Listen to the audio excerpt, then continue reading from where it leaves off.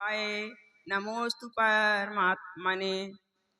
1008 श्री आदिनाथ भगवान की जय। 1008 श्री पदम प्रभु भगवान की जय। 1008 श्री मूल नायक पारसनाथ भगवान की जय। 1008 शासन नायक महावीर भगवान की जय। 108 तपस्वी सम्राट आचार्य सन्मत सागर जी महाराज की जय।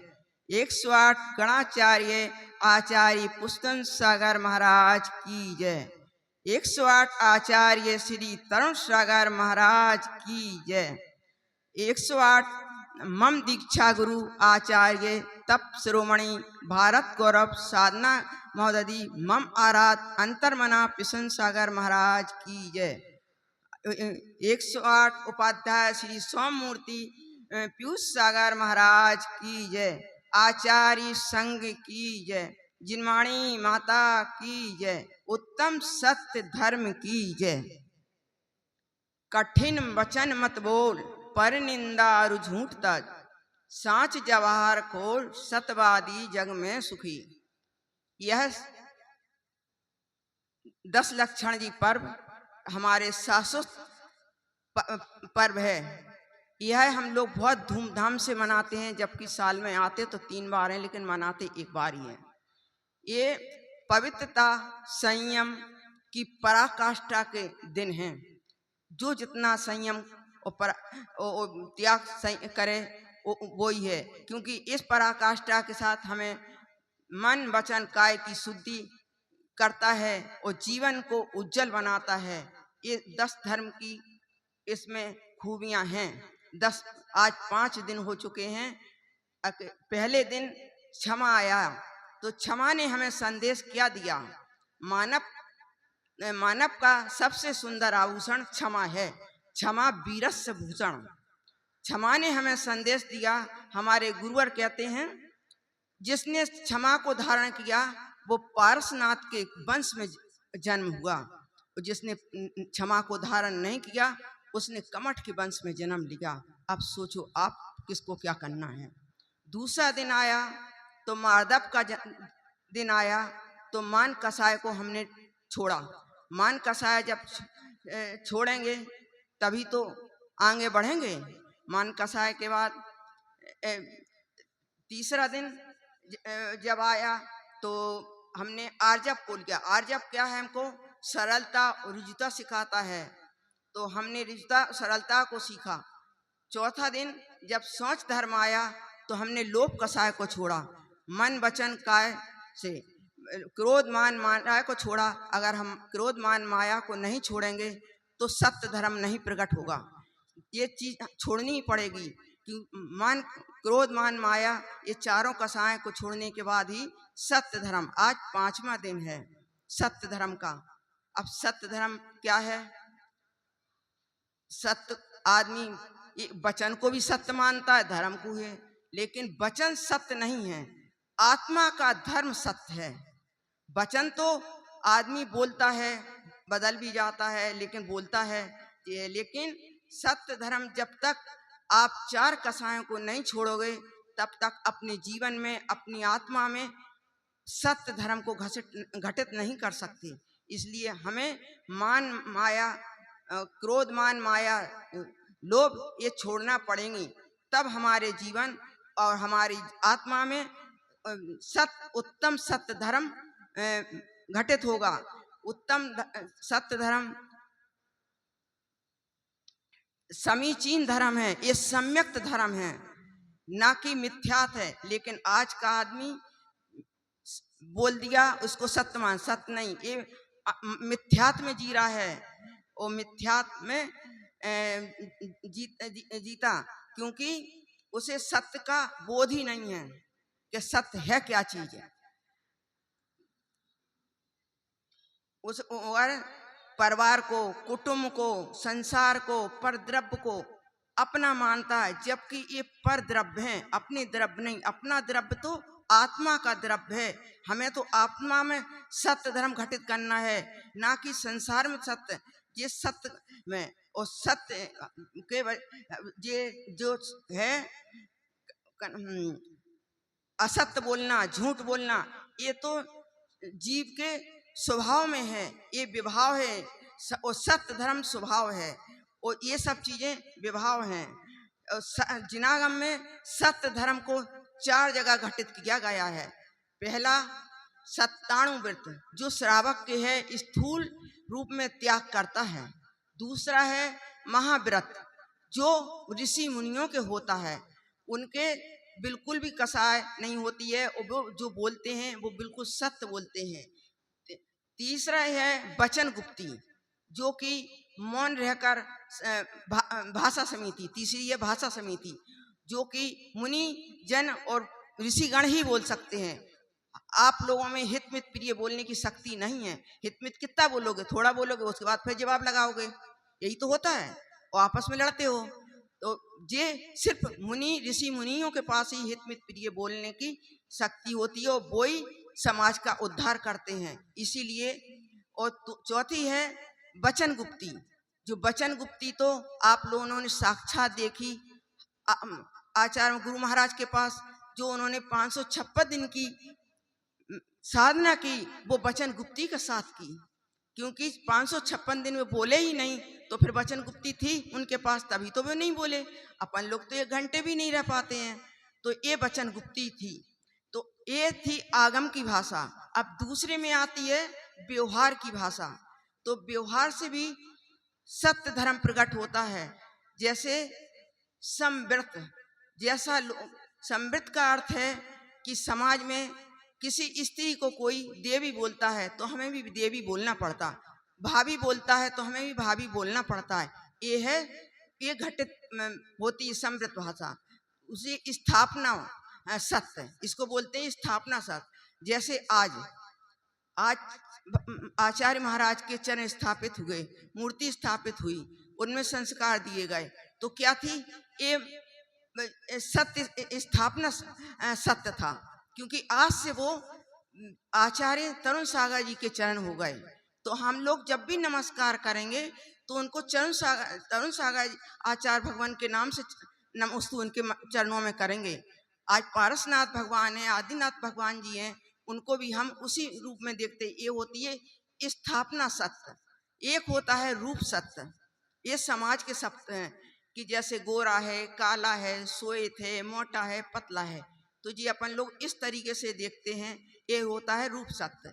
एक होता है नाम सत्य, जो व्यवहार में चलते हैं। आप किसी को किस तरीके से बुलाओगे, ए ओ करके नहीं बुलाओगे, तो बोलने का भी तरीका होता है। तो इस तरीके आपने कोई नाम रखा, अपने बच्चे का नाम जैसे रखते हैं उस तरीके से शांति लाल, राम लाल, प्यारे लाल, कुछ भी रखो। ये नाम से जब आप बुलाएंगे तभी तो सामने वाला सुनेगा, ये उसे तो सुनेगा नहीं। तो ये होता है नाम सत्य। एक होता है व्यवहार सत्य। वो कैसे, जैसे एक डॉक्टर की पत्नी है तो उसको, वो डॉक्टर नहीं है लेकिन फिर भी उसको डॉक्टर बोलते हैं। एक वकील की पत्नी है, वो वकील नहीं है फिर भी उसको वकील बोलते हैं। एक राजा का बेटा है, वो राजा नहीं है फिर भी अपन लोग बोलचाल में राजा बोलते हैं। इस व्यवहार में समाज के सत्य हैं। एक है उपमा सत्य, जो कि समाज में कोई धनवान होता है, पैसे वाले होते हैं, तो उनको अपन लोग क्या, अरे सेठ जी, अरे साहूकार जी, अरे लाला, दानवी, धनपति, इन वाक्यों से संबोधित करते हैं।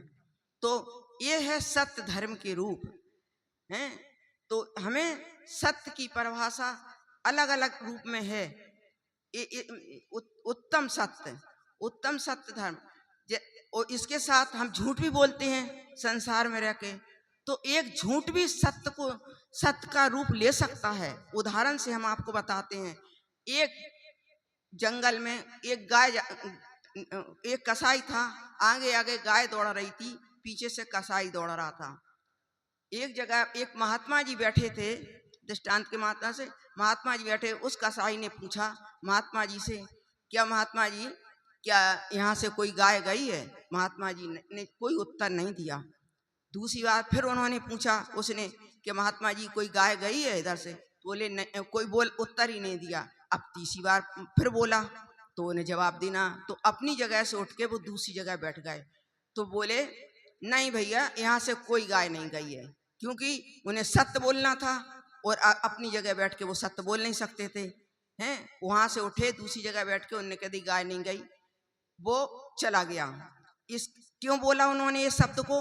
उन्हें गाय की रक्षा करनी थी। अगर वो बोल देते इधर गई तो गाय को वो मार देता, इसलिए उन्होंने गाय को बचाने के लिए झूठ बोलते हुए भी सत्य बोला। लेकिन सत्य कैसा बोला?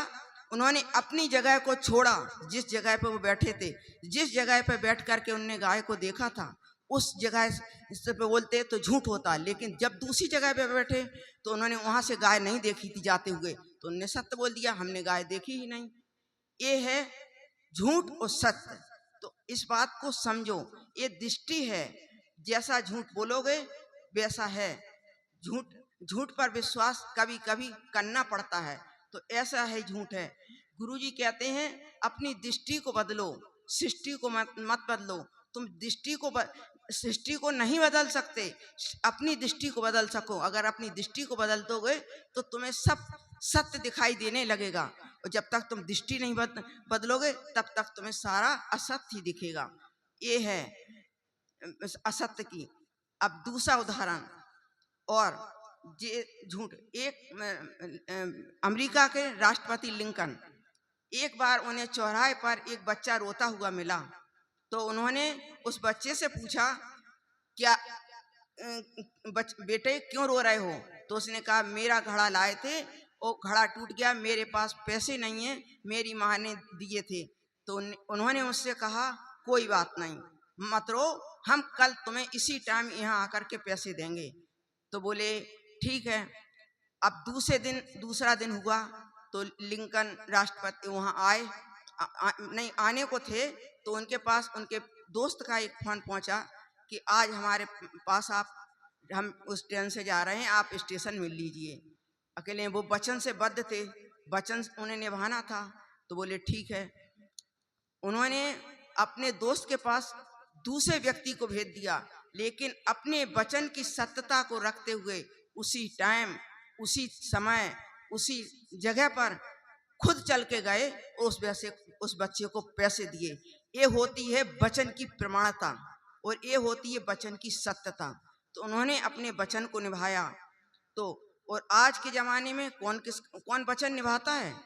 और फिर सबसे बड़ा तो मोबाइल झूठ का पुलंदा नहीं है, ये तो झूठ का मॉल है पूरा, और झूठ का बिला बना दिया इसको। हर पल हर क्षण आदमी झूठ बोलता है मोबाइल के साथ। एक समय वो था कि जैनियों की बात पर लोग विश्वास करते थे। अगर अदालत में खड़े होकर जैनी कह दे सत्य है, तो जैनियों की बात को सत्य माना जाता था।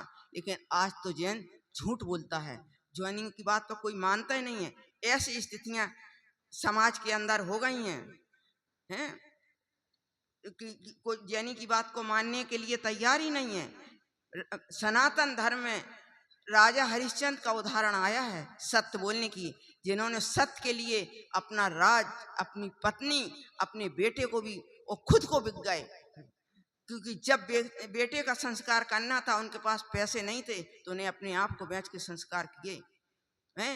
राम का उदाहरण है, मर्यादा पुरुषोत्तम राम, जो उन्होंने अपने पिता के वचन निभाने के लिए सत्य को रखा और पिता के वचन को निभाया। ये है सत्य धर्म, वो वचन धर्म। तो वचन धर्म और सत्य धर्म बस इतना ही अंतर है।